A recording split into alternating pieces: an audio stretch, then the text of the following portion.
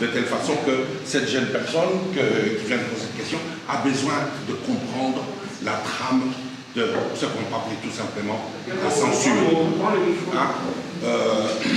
Je pense que j'ai 40 ans derrière moi et ces métiers. Et je peux répondre à cette question. Ce n'est pas une question polémique. C'est toujours dangereux. C'est toujours dangereux dans les cinémas africains depuis des années que les jeunes qui viennent n'ont pas la perspective de l'histoire. Donc on revient toujours à la question africaine. Si tu veux savoir où tu vas, sache d'où tu viens. La question ici, elle est assez importante parce qu'elle n'est ni dangereuse, parce qu'elle appartient à l'histoire. L'histoire a lieu. Il y a 30 ans, il n'y avait pas de commission nulle part. Jean-Marie Taylor est ici, Léonce Darbo est ici. Si je veux parler des affaires étrangères, donc qui sont devenues aujourd'hui l'Institut français et tous les restes autour, je veux parler avec Marie-Hélène Déternisien. Et les gens, les subventions s'est donné autour d'une table détournée, sans scénario, sans papier. Mais à la tête du client. La tête du client supposait quoi? Il fallait être, on était dans les parties uniques, hein? Il fallait être en bon terme avec son pays. Donc, on téléphonait à un directeur du Centre culturel français pour lui demander si X ne disait pas des choses contre son gouvernement. Si cette condition était levée, les subventions étaient données. Et je peux dire, souvent sans scénario, sans dossier. En avançant, les commissions. Quand on dit commission nulle part, partout dans le monde, on dit censure. C'est la forme la plus intelligente de censurer une commission. Parce que ça devient sélectif. Mais dans la sélection, nous faisons un métier qui n'est pas objectif. Nous avons beaucoup de subjectivité en nous. Une des règles de l'éthique que nous apprenons dans les écoles, c'est de ne jamais discuter des résultats d'une commission, par règle de subjectivité. Donc, les gens doivent savoir que bon, pour accéder à des fonds, il faut parfois plaire à son correspondant. Il faut parfois plaire. Donc on ne peut pas dire qu'il y a des commissions. J'ai présidé énormément de festivals, j'ai présidé énormément de commissions, dont j'ai présidé l'OIF. Je peux juste dire, mais en passant, je n'ai jamais signé le procès verbal quand j'ai présidé l'OIF. Parce que je trouvais qu'il y avait là énormément de mépris envers les cinéastes africains. Et je suis quelqu'un qui ne demande pas beaucoup de fonds.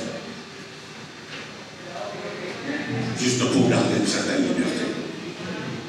Donc, la question qui est posée ici, moi je trouve qu'elle est très très importante et pour comprendre le mécanisme de la représentation de l'Africain au cinéma. Aujourd'hui, quand on regarde ce qu'on appelle les séries, moi c'est difficile de regarder ce qu'on appelle les séries africaines. C'est vraiment difficile. On sent, déjà, il y a une censure culturelle. Ou disons, appelons ça une influence culturelle.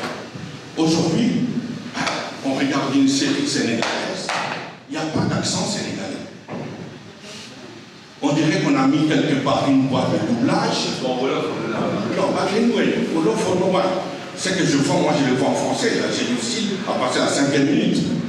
Donc, j'ai dit tout simplement, on a difficile même à comprendre comment un Africain qui filme un Africain peut poser une caméra dans cet angle-là. Parce qu'il reste quand même la grammaire, la sociologie du cinéma. On a parfois difficile à dire, mais comment un Africain peut filmer un autre sous cet angle-là? Donc, c'est des choses, on peut toujours le mettre sur la créativité, tout ça. Mais le cinéma est un acte politique. C'est un acte politique. Il faut que les gens comprennent que le divertissement, c'est les gars en velours. Donc, dans le cinéma, il y a un dominé et un dominant. Même dans les documentaires, les cadres se déterminent par deux choix. Donc, il faut juste que les gens comprennent que nous sommes dans un métier qui, au départ, organise sa concurrence sainement. Mais quand on parle bailleur de fonds, on parle politique. Nous sommes ici réunis, nous apprenons que pour des raisons politiques, la France décide de couper son rapport aux créateurs, aux créatifs du Burkina, du Mali et du Niger. Mais cette situation n'est pas nouvelle. Je viens de dire ici, il y a 30 ans, il fallait être en bonne relation avec les politiciens de son pays pour être financé. Donc ce n'est pas nouveau. Je suis parfois surpris et les gens sont surpris. Donc ce que je dis tout simplement, ce n'est ni contre ce que vous dites, je dis tout simplement, la question mérite des réponses. Je pense que Jean-Marie Thénault aura peut-être un complément ici. Il a été difficile dans ce continent à imposer les documentaires. Parce qu'il n'y a pas plus noble que le regard de soi-même sur soi-même que le regard du documentaire. Il a été difficile de dire tout simplement, il est grand temps que les cinéastes africains se regardent lui-même. Il n'y a pas plus légitime qu'un documentaire. Et on a toujours essayé d'amener les Africains vers des fictions bidons, qui sont plutôt de l'ordre du contraire de l'image que l'Africain chercherait dans sa propre représentation, que dans ce qu'on s'est fait. Je ne sais pas aujourd'hui, moi je n'arrive pas à regarder 5 minutes d'un film du Nigeria.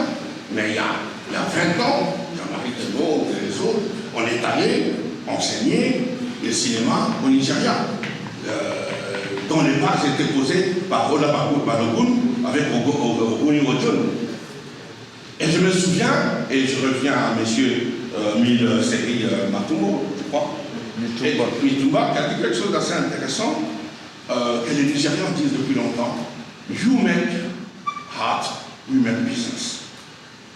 You make art as filmmaker, we make business as business filmmaker.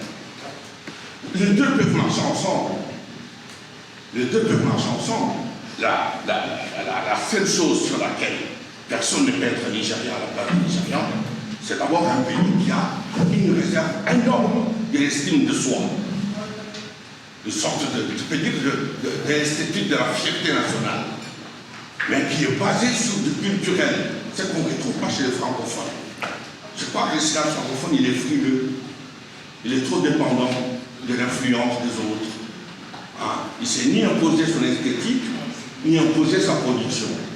C'est lié à l'histoire. À la limite, pour nous, ici d'Afrique centrale, on dirait par un raccourci à la solidarité aussi, que dans la forêt, il n'y a pas de ligne droite. Donc on cherche. Donc juste pour terminer, je pense que ce n'est pas une petite question. Je pense que les jeunes qui arrivent doivent comprendre que rien n'a changé de Sembène Ousmane à aujourd'hui. Quand Sembène, je vais terminer par là, quand Sembène Ousmane tournait le camp de Tchaboy, l'armée française, basée à Dakar, a décidé de faire des manœuvres aériennes au-dessus du tournage. Au-dessus du tournage. Donc, des choses qui font partie de l'ordre de licence de la censure.